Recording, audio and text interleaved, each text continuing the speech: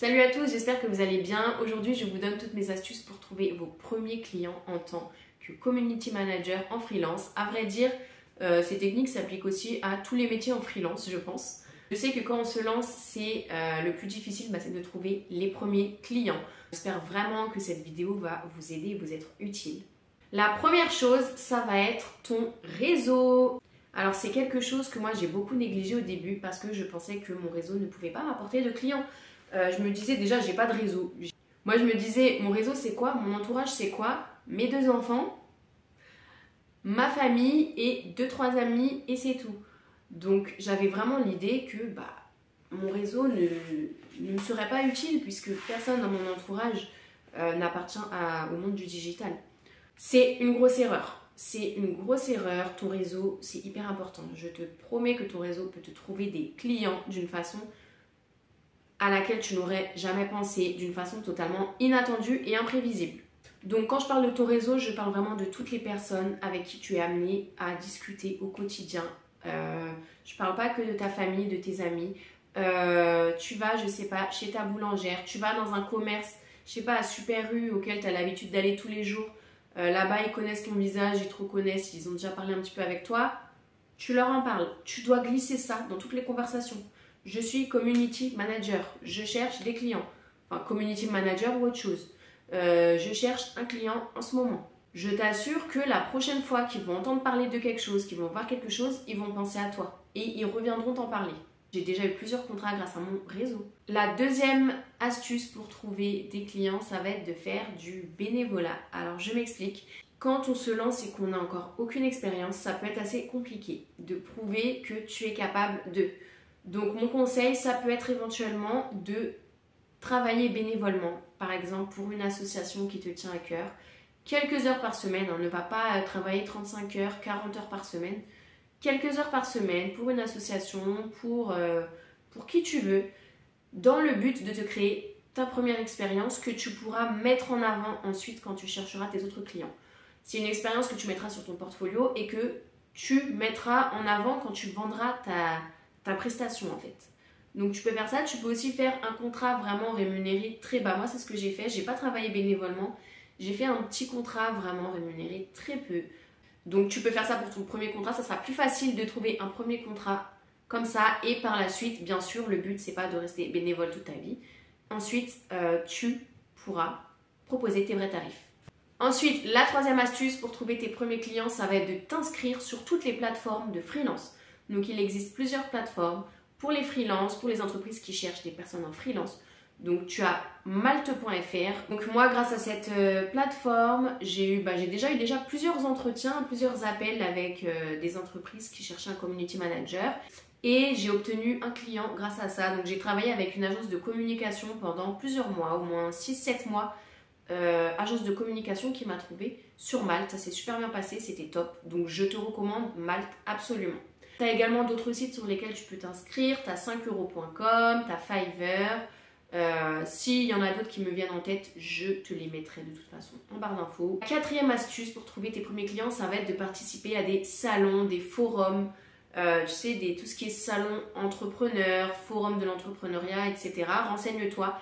Tu peux trouver toutes les infos sur internet, sur le site de Pôle emploi en général et te rendre à tous ces événements. Déjà, ça va te permettre de rencontrer d'autres entrepreneurs, de te créer un réseau et éventuellement de trouver un client. N'oublie pas d'y aller avec ton portfolio, tes cartes de visite, tout ce qui est possible d'amener pour parler de ce que tu fais. La cinquième astuce, bien évidemment, ça va être les réseaux sociaux. Alors, tous les réseaux sociaux peuvent te permettre de trouver des clients. Donc, je ne vais pas te dire un réseau social en particulier. Ça dépend de ton domaine d'activité. Si tu es community manager, si tu es développeur web, je ne sais pas. Ce ne sera peut-être pas le même réseau social qui sera le plus pertinent. Tous les réseaux sociaux de toute façon peuvent te permettre de trouver des clients. Donc l'avantage des réseaux sociaux, c'est qu'ils ont une double fonction. Ils te permettent de créer du réseau. Donc oui, moi par exemple, Instagram, je ne l'utilise pas que pour être une vitrine de mon travail. Je l'utilise aussi pour me créer un réseau.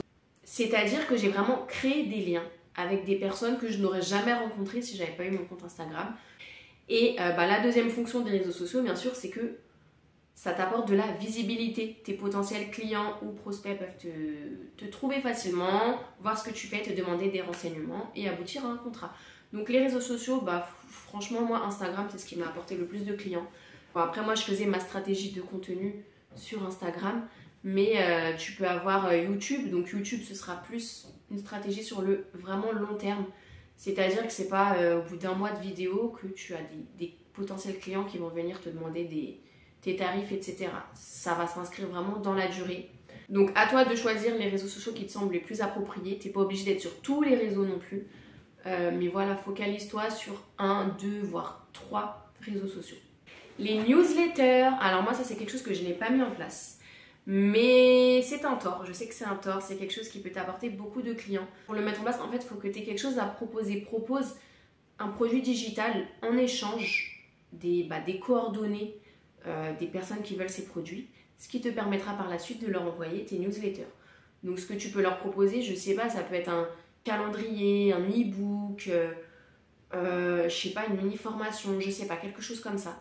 Donc bien évidemment, il faut que tes newsletters soient qualitatives, apportent vraiment quelque chose à tes prospects pour qu'ils aient envie de te contacter et de signer avec toi. Ensuite, je ne sais plus à combien d'astuces on en est, ça va être bien évidemment la prospection. Donc ça va être aller toi-même démarcher des entreprises, des entrepreneurs pour leur parler de tes services. Donc pour ma part, la prospection, je l'ai faite uniquement sur Instagram. Donc tu peux te focaliser uniquement sur les réseaux sociaux. Tu peux aussi prospecter par mail, c'est-à-dire que tu recherches sur Google les entreprises qui t'intéressent, tu prends leur adresse mail et tu prospectes par mail. C'est quelque chose qui fonctionne très bien, il faut être persévérant, il faut le faire en quantité. Ensuite, autre astuce que j'ai faite mais qui n'est pas des plus efficaces à mon sens, ça va être les cartes de visite. Donc ce que j'ai fait, c'est que j'ai fait imprimer des cartes de visite et que j'ai été dans les commerces, j'ai demandé oui, est-ce que je peux vous laisser des cartes de visite pour vos clients quand ils viennent chez vous. La plupart du temps, on m'a toujours dit oui et j'ai laissé du coup mes cartes de visite un peu partout, mais franchement, j'ai jamais reçu d'appel de quelqu'un qui m'a dit oui, bonjour, je suis tombée sur votre carte de visite dans tel commerce. Donc bon, c'est pas le truc vraiment le plus efficace, mais ça peut être un plus. L'avant-dernière astuce, qui est une astuce hyper puissante, qui fonctionne vraiment très bien, c'est d'utiliser des publicités payantes sur les réseaux sociaux. Alors personnellement, je ne l'ai jamais testé parce que quand tu te lances, tu n'as pas forcément le budget pour commencer à payer. Tu as déjà plein de choses à payer. Tu n'as pas forcément le budget pour payer tout de suite des publicités payantes sur les réseaux. Mais si tu as le budget, fonce. Il faut savoir que tu vas payer les publicités, mais tu vas payer également les personnes qui vont faire ces publicités payantes. Parce que, à moins que tu aies les compétences pour le faire, c'est quelque chose qui demande de réelles compétences, c'est un vrai métier. C'est pas tout le monde qui peut faire des publicités payantes qui vont fonctionner. Le but, c'est pas de perdre ton argent dans des publicités. Donc vraiment, prends des personnes qualifiées pour ça et ça va te ramener des clients à coup sûr. En fait, il faut vraiment voir ça comme un investissement. Et enfin, ma dernière astuce pour trouver des clients, qui est également une astuce que je n'ai jamais testée, tout simplement parce que je n'ai pas encore trouvé la bonne personne pour le faire pour le moment, c'est de faire des collaborations. Donc le fait de collaborer avec quelqu'un, donc le mieux c'est de collaborer avec une personne qui a un métier complémentaire au tien. Ça va vous permettre d'échanger vos communautés et d'augmenter votre réseau à tous les deux. Par exemple, je prends un exemple, un coach sportif, il va collaborer avec un nutritionniste. Les deux sont complémentaires et donc les clients et les prospects de chacun sont susceptibles d'aller voir le travail que propose l'autre personne. Et donc en fait les deux vont agrandir leur réseau grâce aux collaborations. Donc ça par contre je pense qu'il faut forcément trouver la bonne personne. Tu vas pas faire ça avec n'importe qui. Donc voilà, mais si tu es la bonne personne, je te recommande à 100% cette technique.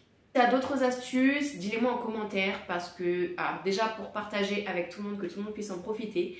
Même moi ça m'intéresse également pour les mettre en pratique. Donc voilà, j'espère que cette vidéo t'aura plu et t'aura servi à quelque chose. Et on se retrouve bientôt. Salut!